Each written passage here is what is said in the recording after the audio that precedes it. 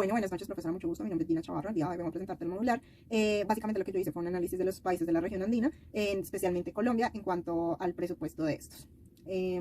Bueno, para dar inicio, con el fin de mitigar los impactos en la economía y la salud de la población, los gobiernos de la región andina han dispuesto una batería bastante amplia de medidas tanto fiscales como otras naturales. La capacidad de respuesta de estos países ha dependido de la situación fiscal inicial que tenían pues antes de que comenzara la pandemia. Esta serie de medidas, junto con la disminución en la recaudación tributaria por efecto de la ralentización de la actividad económica, tendrá un impacto negativo sobre las finanzas públicas. Con todo esto se proyecta que en el año 2021 los países andinos, como por decirlo así, tendrían déficits fiscales cercanos a 2 dígitos, necesidades brutas de financiamiento cercanas al 10% del PIB, y por esas razones la deuda se elevaría entre 7 y 15 puntos porcentuales con respecto al cierre del año 2019, según el BID.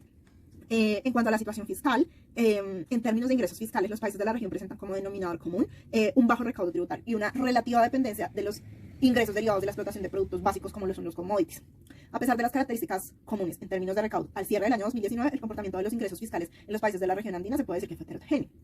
Un segundo país en la región que ha aprobado una reforma tributaria reciente somos nosotros, Colombia. Un hecho que nos hizo, por ejemplo, diferentes a Bolivia, donde hace muchos años no se ha recurrido a este tipo de reformas. Colombia sancionó reformas tributarias a finales del 2018 y del 2019. La aprobación de esta última se debió a la Ley de Financiamiento del 2018, ley también llamada 1943, que fue declarada inconstitucional, por lo que el gobierno debió sancionar una nueva. Entre los cambios más importantes en relación al texto anterior, se incluyeron 4 cambios muy importantes. Primero, la devolución del IVA para aquellas personas de ingresos menores pertenecientes a los estratos 1 y 2. La disminución de la cotización de salud para los jubilados con bajas mesadas pensionales, como por decirlo así. Uno de los más importantes que creo que activó un poco la economía del país fue los 3 días de compra sin IVA. Y finalmente la implementación de las deducciones en los costos laborales de los jóvenes entre 18 y 28 años que fueron contratados para tener su primer empleo.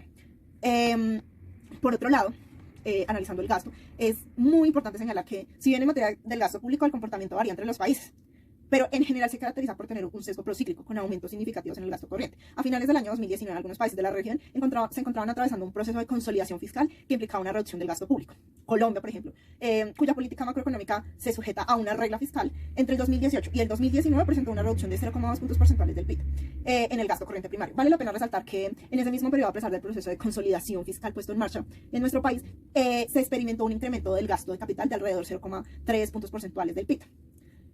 Bueno, estos datos los saqué del Ministerio de Hacienda. Bueno, por otro lado, en cuanto a la deuda, a excepción de Perú, los países de la región muestran niveles de deuda pública en el sector no financiero superiores al 50% del PIB. En los casos de Colombia y Perú, se presentan menores niveles de endeudamiento en moneda extranjera, con alrededor de dos tercios de la deuda de la moneda doméstica. Esto representa un aspecto favorable para nosotros, ya que tanto Colombia como Perú están más expuestos a una depreciación en el tipo de cambio que podría tener impacto sobre la deuda pública. Dicho riesgo es aún más latente para nosotros, ya que tenemos un tipo de cambio flexible.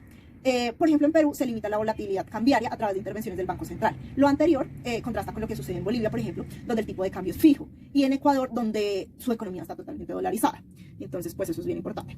Por otro lado, Colombia necesita un refinanciamiento, aunque nosotros tenemos muy buena cultura de pago. En cuanto a los espacios fiscales para afrontar la pandemia, los países andinos han experimentado que realmente han sido heterogéneos. El comportamiento de las finanzas públicas, es decir, los ingresos, los gastos y la deuda y las proyecciones fiscales, antes de que pasara todo lo de la pandemia, muestran que principalmente Perú y luego Colombia eran los países con mayor capacidad de movilizar recursos fiscales ante la crisis.